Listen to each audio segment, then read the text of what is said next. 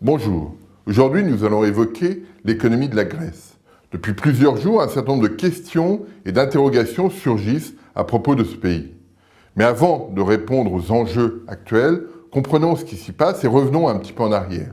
Il y a un an, il y avait déjà une crise en Grèce, une crise des finances publiques qui avait eu un impact fort sur la zone euro. Alors, quelle était la problématique? Eh bien, simplement, il y avait des déficits publics qui n'étaient pas soutenables. On avait eu en 2009 un déficit public de l'ordre de 15,4% en Grèce. C'est énorme, 15,4% du PIB, c'est énorme. Et puis, la dette publique progressait très fortement. De ce fait-là, l'économie grecque, le gouvernement grec, ne pouvait plus se financer correctement sur les marchés financiers. Les Européens, le FMI, étaient venus à l'aide de l'économie grecque pour lui permettre de se financer sans avoir recours au marché. C'était le package qui avait été voté il y a un an, au printemps 2010, et qui permettait effectivement à l'économie grecque de trouver des financements sans passer directement par le marché, ce qui lui permettait de se financer à des coûts bien moindres que s'il était passé directement par le marché. Donc voilà, ça c'était il y a un an.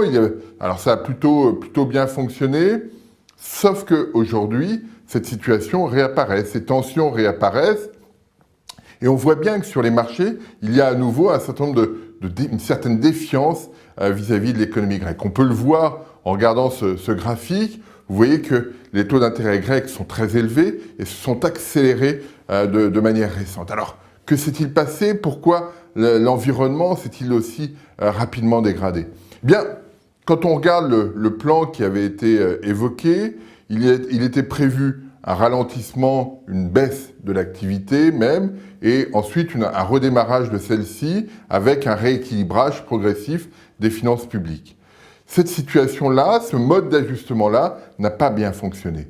On le voit ici sur ce graphique, l'activité, jusqu'à la fin de l'année 2010, a continué de s'infléchir très fortement. On voit bien le retournement qui s'est opéré sur le niveau du PIB grec qui est présenté sur ce graphique. On peut le voir aussi sur cet indicateur ici, où vous avez l'évolution par trimestre du PIB grec. Et on voit bien que sur la période récente, sur 2009 et 2010, l'activité a franchement reculé. On est sur des rythmes à la fin de l'année 2010 qui étaient entre moins 5 et moins 6% en taux annualisé, ce qui est tout à fait spectaculaire. Alors une conséquence, c'est que si effectivement l'activité s'ajuste fortement à la baisse, eh bien ça a des conséquences importantes sur le marché du travail, sur l'évolution des salaires, et c'est cette situation qui aujourd'hui est problématique. Parce que globalement, il était prévu, il était attendu que l'économie grecque puisse bénéficier d'un environnement international plus porteur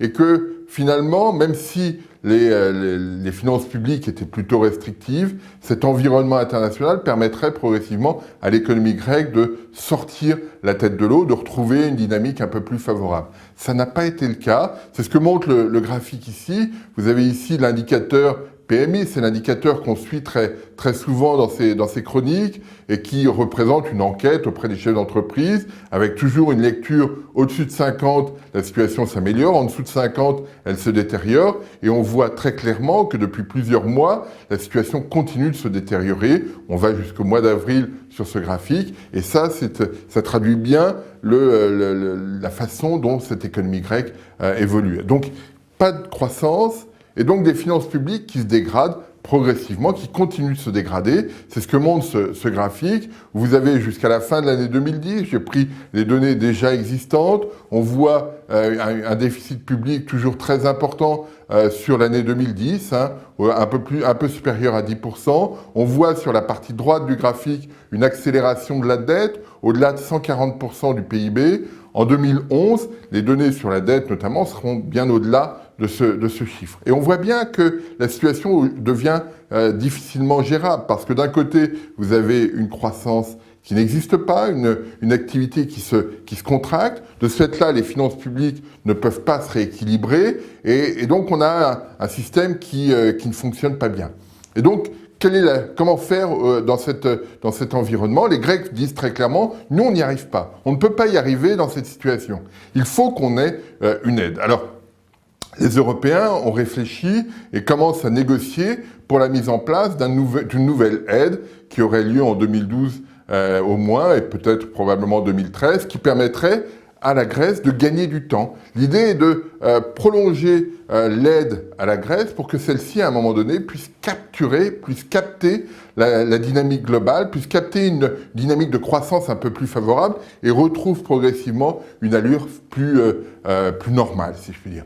Ça, c'est le premier point. Donc, on aura probablement un package nouveau sur la Grèce. Et puis, il y aura probablement aussi une restructuration de cette dette pour gagner du temps. Parce que dans une période de consolidation budgétaire, il y a deux choses qui sont importantes, la croissance et le temps. Et la restructuration permettrait de gagner du temps. En d'autres termes, l'aide européenne, ça peut être un package nouveau de financement qui permettrait d'espérer permettre à la Grèce de capturer la croissance mondiale, et puis une restructuration qui permettrait de gagner du temps. Alors la restructuration, c'est quoi? C'est une augmentation des maturités de la dette, c'est une réduction du coupon, ce n'est pas un défaut. La Grèce ne va pas demain se mettre en défaut, il faut bien avoir ça en tête. Donc ça, c'est le package qui pourrait être fait du côté européen, et c'est quelque chose d'extrêmement important, et les Européens doivent manifester une vraie volonté politique de satisfaire, de sauver l'économie grecque, parce que le risque pour nous est que la Grèce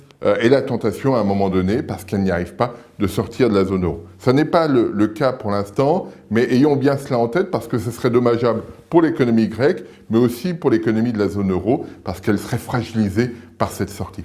Donc voilà le schéma, une activité qui ne va pas très bien en Grèce, qui continue de se replier, qui continue de se réduire, une dynamique sur le marché du travail qui n'est pas bonne, et de ce fait-là, des finances publiques qui restent très dégradées. Pour améliorer cette situation, les Européens doivent intervenir pour éviter que la Grèce ne connaisse une tentation hors de la zone euro. C'est ça l'enjeu aujourd'hui très important qu'il y a sur l'économie grecque et sur l'aide à lui apporter. Je vous remercie.